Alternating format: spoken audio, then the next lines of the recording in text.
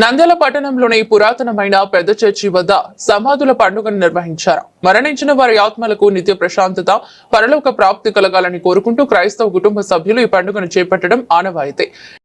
గత 10 రోజులుగా సమాధులను అందంగా అలంకరించారు. మరణించిన వారి ఆత్మలకు నిత్య ప్రశాంతత, పరలోక ప్రాప్తి కలగాలని కోరుకుంటూ సమాధులను అందంగా అలంకరించారు. పండుగ రోజున సుదూర ప్రాంతాల నుంచి కుటుంబ సభ్యులు నంద్యాలలోని పెద్ద చర్చి వద్దకు చేరుకున్నారు. ఈ సందర్భంగా నంద్యాల బిషప్ పాస్టర్లు క్రైస్తవ పాటలు పాడుకుంటూ సమాధుల వద్దకు చేరుకుని అక్కడ మృతి చెందిన బిషప్ సమాధికి పూలమాలలు వేసి ప్రార్థన నిర్వహించారు. ఈ నెల మొత్తం వారి పేరును ప్రార్థనలు, పూజలు, దాన ధర్మాలు చేస్తారని బిషప్ గురువు తెలిపారు. 100 మంది క్రైస్తవులతో సమాధులు కిటకిటలాడాయి.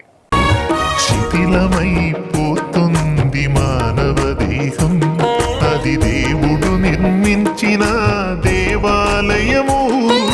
శిథిలమైపోతుంది మానవ దేహం, అది దేవుడు నిర్మించిన దేవాలయము. కట్టడాలకున్న విలువ మనిషికున్నదా? పరలోకం వెళ్ళేది మనుషులే కదా. తిరిగి కట్టండి చితికిన బ్రతుకు, నిలువబెట్టరండి దేవుని కొరకు. శిథిలమైపోతుంది మానవ దేహం, అది దేవుడు నిర్మించిన దేవాలయము.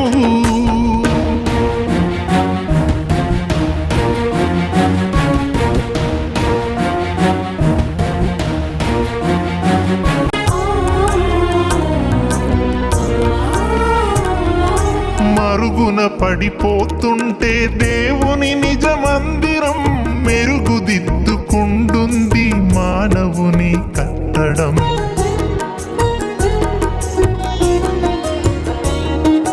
మరుగున పడిపోతుంటే దేవుని నిజ మందిరం మెరుగుదిద్దుకుంటుంది మానవుని కట్టడం. ఇది అంటే దైవ విద్య నేర్పేదయ్యా, మనిషిని మించిన దేవాలయమేదయ్యా. గుడి అంటే దైవ విద్య నేర్పేదయ్యా, మనిషిని మించిన దేవాలయమేదయ్యా. శిథిలమైపోతుంది మానవ దేహం, అది దేవుడు నిర్మించిన దేవాలయము.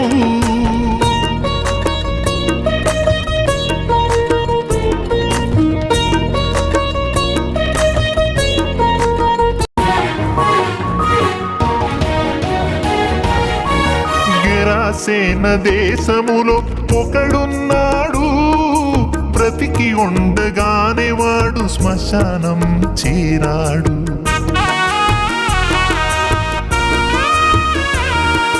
గెరాసేన దేశములో ఒకడున్నాడు, బ్రతికి ఉండగానే వాడు శ్మశానం చేరాడు. శిథిలమై పోయిన వాని బ్రతుకును పదిలముగా చేసి యేసు నిలువబెట్టెను. శిథిలమై పోయిన వాని బ్రతుకును పదిలముగా చేసి యేసు నిలువబెట్టెను. శిథిలమైపోతుంది మానవ దేహం, అది దేవుడు నిర్మించిన దేవాలయము. మా మనిషి కాపరివైన మా యేసయ్య,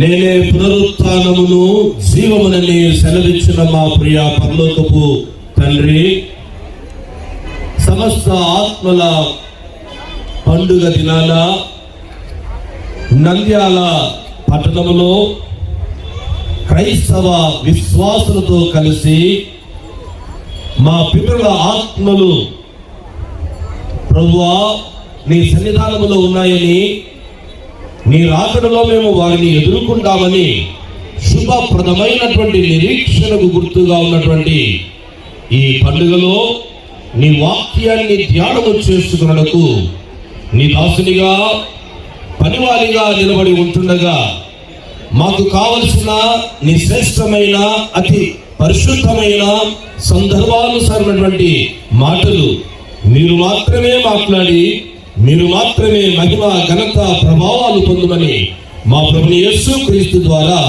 నిన్ను వేడుకొనుచున్నాము తండ్రి. ఆమేన్.